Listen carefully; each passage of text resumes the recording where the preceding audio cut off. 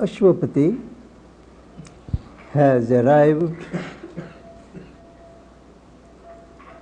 at the over-mental levels of existence, and he has embodied the consciousness of the One, which includes the many. He has also identified himself with the cosmic will, attuned himself to the supernal harmonies, and has arrived at the gates of the supramental world. That's where the second book ended.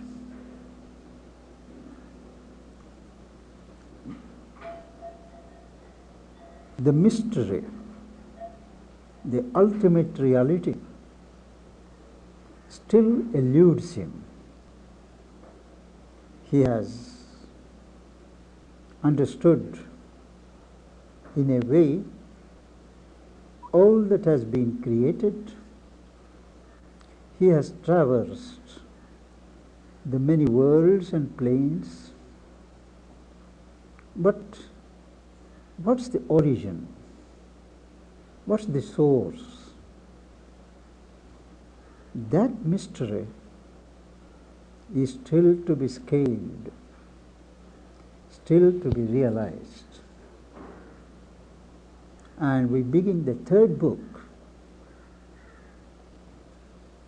with the pursuit of the unknowable. So the mystery is unknowable. Unknowable indeed by the mind. But as Sri Aurobindo explains, it is realizable in the being, in consciousness. And let us see how Ashwapati comes to know or realize what is so far the unknown. First, he makes a few general observations of the state of things in our world. All is too little that the world can give. The world gives us every moment something, but the best, the most that the world can give us is one day realized to be very insignificant. One wonders whether what we prided upon, what we were so fond of having, has been worth all the trouble. Values change, and we realize that all that the world can give is but too little. Its power and knowledge are the gifts of time and cannot fill the Spirit's sacred thirst. Our world is time-bound. We are framed in space and time, and all the power, all the knowledge that the world can give us are products of time, products of the movement of time. and they truly cannot satiate, satisfy the sacred thirst of the spirit. Mark the word sacred thirst. The normal seeking, desiring is of the senses. But here, the spirit's sacred thirst. Mother was very fond of using this word thirst, that intense aspiration that cannot be satisfied, that cannot be fulfilled by the gifts of time,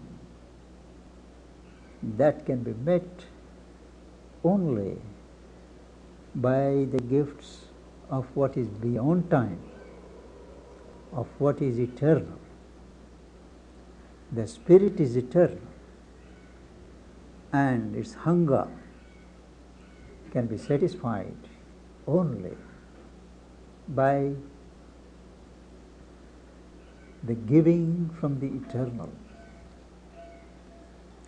Although of one these forms of greatness are, all these things, the power, the knowledge, they are forms of that one. There is one reality, and the best that we can get are forms of its greatness. And by its breath of grace our lives abide.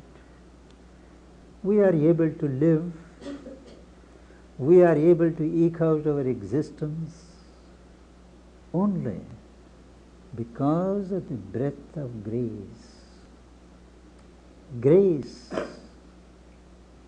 is that special movement of the divine consciousness which enables us to live, to move. Although more near to us than nearness self, in a sense, that one which is beyond time, which is beyond the grasp of our mind, is close to us, closer than closeness itself. The self of nearness, the core of nearness, this one is nearer than that. It is some utter truth of what we are. Why is it so near to us? Because truly it is the irreducible truth, the ultimate and the final truth of what we are. After reducing everything that changes and moves, something immutable, something static, stationary, stable, that is that one. After making these general observations, giving, so to say, the background of Ashwapati, now he links up to the stage where Ashwapati has arrived. Says, hidden by its own works, it seemed far off. That one reality, that mysterious truth is veiled by its own works, by its own movements. Swagunair nigudam devatma shaktim, says the Upanishad. that self-power of God, hidden by its own form, workings. So here he says, hidden by its own works, it seemed far off to Ashwapati, impenetrable. His mental gaze cannot penetrate into it, occult, not visible, voiceless, not articulate, obscure, vague, can't spot it out. The presence was lost by which all things have charm. All things in life derive their charm from some presence, from something in them. The beauty, the charm is not really due to our external decorations or embellishments, but there is some, what is it called in Sanskrit, kala, life kala. Without that, even a very beautiful form doesn't attract. But there is some presence of a consciousness which make things have charm. The presence was lost by which all things have charm. The glory lacked, of which they are dim signs. All things are dim, obscure signs of some glory, glory of God. But that glory is missing. Where is that glory? Ashwapati is wondering. The world lived on, made empty of its cause. The cause, the original cause, is not there to his experience. So, but the world lives on, but he feels it empty without the cause that makes it living. He feels the world is empty. It manages to live on, though.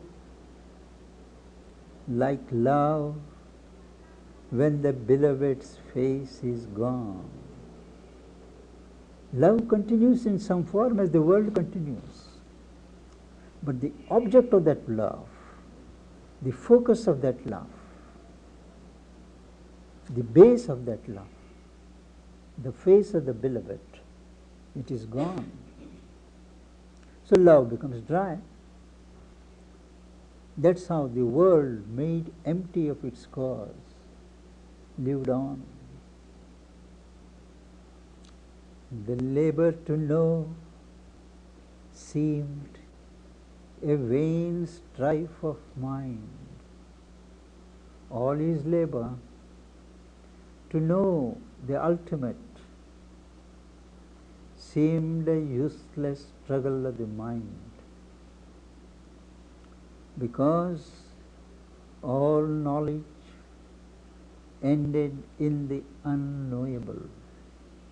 All knowledge, lower and higher, ultimately ended in something where you have to say, I do not know.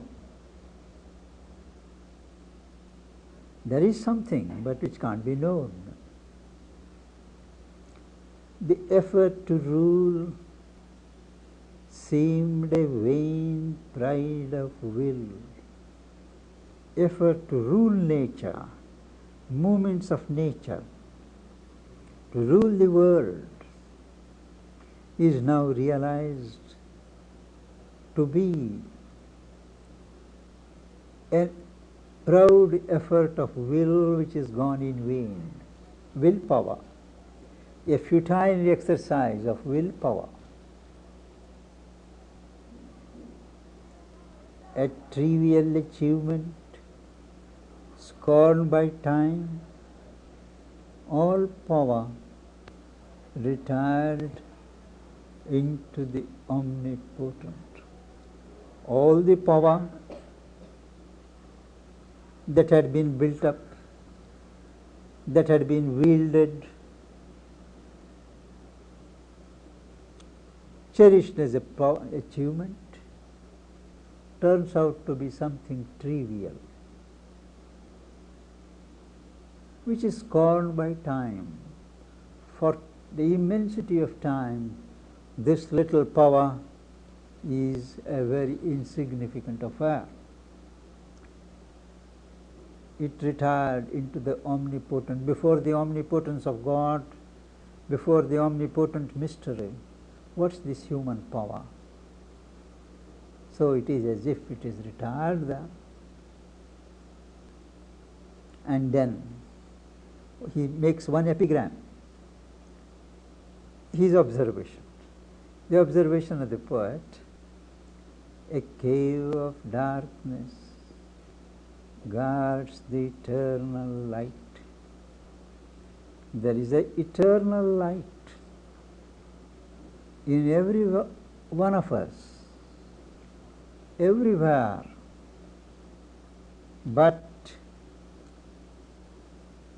it is as it were guarded, protected from profane, vulgar sight by a cave of darkness. Cave, it signifies a narrowing, darkening enclosure. That is, a blanket of darkness guards the eternal light. So, where there is such darkness, thick, massive darkness, you can be sure that deep inside there is the light eternal. So, when he feels that he can't know anything, everything that has been achieved falls into insignificance, there is a hint to the poet that very obscurity, that very sense of vanity of things is a veil which covers some great truth, some inextinguishable light. Now he relates, again we come to Ashopati's condition: a silence settled on his striving heart. So far his heart was aspiring, was agitated. Why I have not seen that ultimate mystery? Why I am still on the border? And he says, a silence. It comes from elsewhere. That is why he says, settled. A silence settled on his striving heart. So the heart falls silent, absolved from the voices of the world's desire, freed, delivered from the voices of the world's desire. World's desire, not his own desire. He has long ago surpassed the reach of his own desire. Desire is no more valid for him. But as a king, as a representative of humanity, he does take cognizance of the world's desire, the need of the world, the claims of the world, the aspirations of the world. All of them call him, entreat him. But now, at this stage, absolved from the voices of the world's desire, he turned to the ineffable's timeless cause. he hears a call. He leaves everything aside. The call of the timeless, eternal, ineffable. Ineffable is what cannot be described, what cannot be spelt out, what cannot be communicated. You may experience it, but you can't express it.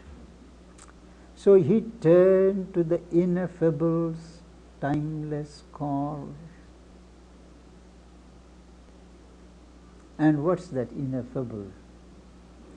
That is calling a being intimate and unnameable, a vast being, which he, however, feels very intimate, very close to him, and yet unnameable.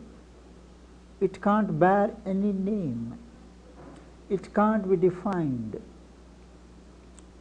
A wide, compelling ecstasy and peace. That being itself is exuding a wide ecstasy, a wide peace. But they are not just states of peace and ecstasy, but they are compelling. There is power in that ecstasy, force in that peace, which compel, which impose themselves. A being intimate and unnameable, a wide, compelling ecstasy and peace, felt in himself and all, and yet ungrasped. He feels that peace, he feels that ecstasy in himself and all around, and yet he cannot hold it, he cannot grasp it. Approached that being, approached and faded from his soul's pursuit. He feels as if it is coming nearer, and then when his inner being tries to reach it, it fades away, as if forever luring him beyond, as if it is a strategy to lure him, to attract him, to pull him out beyond the formed existence. Near, it retreated. When he feels it near, it just retreats. Far, it called him still. It doesn't remain far, it calls him. Nothing could satisfy but its delight. It had that delight with it, that being. Once having tasted it, nothing else could satisfy him. Its absence left the greatest actions dull. When that delight of that being was not there, the greatest actions that he might do, they were felt as dull. Its presence made the smallest seem divine. The presence of that being, the presence of that vibration of delight made even the smallest movement, smallest action, a divine movement and a divine action. So when it is there, everything seems divine. When it is absent, whatever the action, however great, one feels things dull. When it was there, the heart's abyss was filled. The profounds, the depths of the heart They were filled when that being is there. But when the uplifting deity withdrew, when that elevating deity, the divine being, withdrew, existence lost its aim in the inane. Inane, it is a vast, nebulous something which has no character. So existence lost its aim. Where it is, existence does not know where it is going, why it is living, and it loses itself in the nebulous vastness. It is only the presence of the deity that gives meaning, that gives direction, that gives the joy of life. I think we have stopped better there and meditate as usual.